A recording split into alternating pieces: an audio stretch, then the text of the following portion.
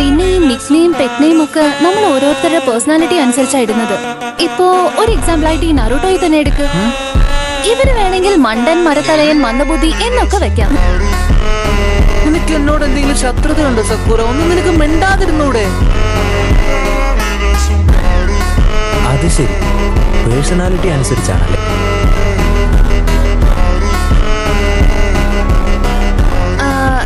സായ്, ഇതെന്താ നീ എന്നെ തുറച്ചു നോക്കുന്നത്?